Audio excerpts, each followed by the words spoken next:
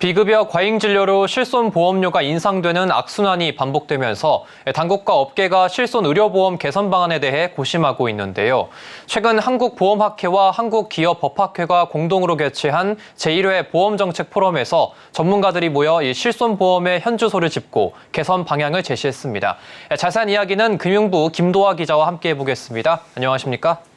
네, 이 실손보험 손해율이 급증을 좀 하게 되면서 정부와 업계가 머리를 맞대고 좀 고심을 하고 있는데 이 제도 개편에 나섰습니다. 드디어 이 4세대 실손보험이 출시된 지가 3년이 지났는데 지금 어떻습니까? 네, 국민건강보험을 보완하기 위해 출시된 실손의료보험이 비급여 남용으로 손해율이 치솟고 있습니다. 심지어 과잉 진료를 억제하고 가입자 간 형평성을 높이기 위해 지난 2021년 7월 4세대 실손보험이 출시됐는데요. 충분한 통계 확보를 위해 3년간 보험료 조정을 유예한 사이에도 손해율은 꾸준히 올랐습니다. 4세대 실손은 비급여 이용량에 따라 보험료를 할인하거나 할증하는 비급여 보험료 차등제가 적용된 상품입니다. 올해 1분기 4세대 실손보험의 손해율은 134%로 지난해 1분기보다 15.6%포인트 급등했습니다. 4세대 실손 손해율은 출시된 해인 2021년 62%에서 1년 뒤 88.8%로 26.8%포인트 훌쩍 오른 데 이어 지난해에는 115.5%를 기록했습니다. 이대로라면 올해 4세대 손해율이 1세대와 2세대 손해율을 넘길 것으로 예상되고 있습니다. 손해율이 100%를 넘으면 보험료보다 지급한 보험금이 더 많다는 의미로 보험사들이 그만큼 적자를 보고 있다는 겁니다. 손해율이 오르면 결국 보험료가 인상될 수 있어 실손을 남용하면 결국 보험료만 계속 인상돼 실손의 사회적 안전망 역할과 지속성에 문제가 생길 수밖에 없습니다. 의료기관의 의미로 가격을 좀 책정하고 또 진료 횟수나 양을 남용할 수 있는 이 비급여 진료에 대해서 실손보험금 누수의 주범으로 좀 지적이 되고 있었는데 업계 전문가들 이 비급여 남용 실태 어떻게 보고 있습니까? 네, 실손보험 손해율이 100%를 상회하고 있어 비급여 항목의 과잉 진료가 심각한 문제로 지적되고 있는데요. 네. 실손보험 지급보험금은 증가 추세를 보이고 있는데 비급여 진료가 약 60%에 달하는 실정입니다. 지난 21일 한국보험학회와 한국기업법학회가 첫 보험정책 포럼을 열었는데요. 가장 먼저 마련한 주제도 실손보험의 비급여 과잉 진료 이슈였습니다. 실손보험이 비급여에 대한 과잉 진료를 야기하며 실손보험과 결합한 비급여의 팽창이 병원 필수 인력의 미용, 성형, 정형외과 등의 의료시장으로 빠져나가는 역할을 하고 있다는 비난에 직면하게 되었습니다. 이런 부작용은 실손보험이 추구했던 보험의 원리를 벗어나 보험시장을 왜곡하는 한 단면이라고 할 수 있습니다.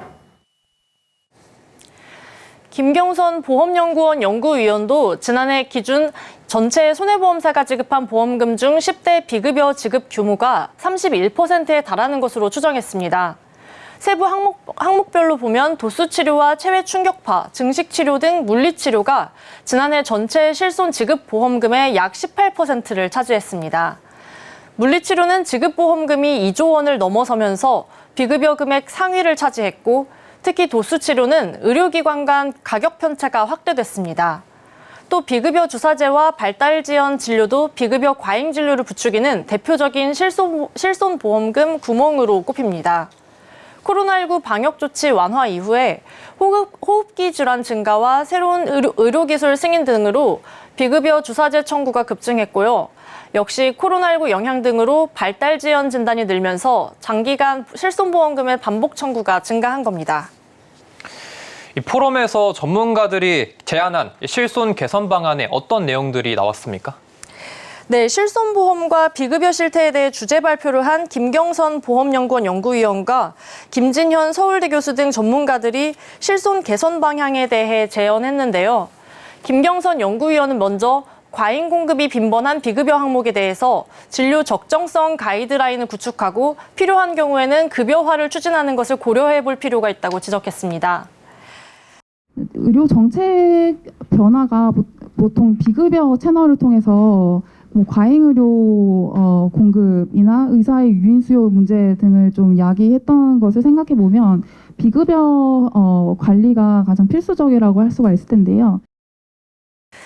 김경선 연구위원은 또 민간 협의 채널 구축을 통해서 문제가 되는 비급여에 대해선 지속적인 모니터링이 필요하다고 주장했습니다.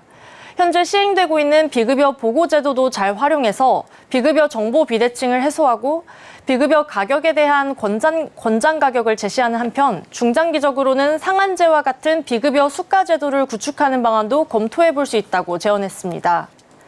과잉 공급이 빈번해 주요 문제로 지적되는 비급여 항목에 대해선 부담보나 보장 금액에 한도를 두는 방안을 통해서 도덕적 해이를 완화할 수 있다고도 말했습니다. 실손보험 신상품에 대해 최초 요율 조정 시기를 단축하거나 현행 5년인 재가입 주기를 3년으로 단축하는 방안도 고려해 볼 수 있다는 의견도 내놨습니다. 지난 2018년부터 2021년까지 9대 비급여 항목별 실손보험금 추정 금액을 살펴보면요. 도수 치료가 1조 1,319억 원으로 전체의 53.4%에 달하는 것으로 나타났는데요. 청구 건수와 총액 모두 가장 높게 나타난 대표적인 실손 누수의 주범으로 볼 수 있습니다.